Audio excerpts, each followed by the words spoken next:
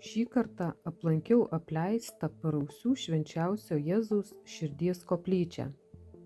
Ši koplyčia yra statyta 1929–1930 metais. Lėšų jos statybai aukojo aplinkinių kaimų žmonės. Jie daug dirbo, kad ją pastatytų. Aplinkinių kaimų žmonės liudija apie tai, kad prieškario metais apylinkėse gyventa nemažai turtingų ūkininkų, kurie ir išlaikė šią koplyčią. Koplyčia buvo naudojama kaip bažnyčia, į ją iš Pilviškių atvykdavo kunigas. Jam netgi buvo pastatytas namas kitoje tada dar neužakusio Gretimo ežero pusėje. Čia vykdavo pamaldos ir atlaidai. Susirinkdavo gausus būrys žmonių iš aplinkinių kaimų.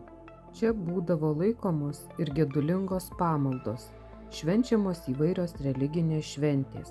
Šventorius virto kapinaitėmis, kur iš pradžių buvo laidojami tik tai ūkininkai, prisidėję prie koplytėlės statybos.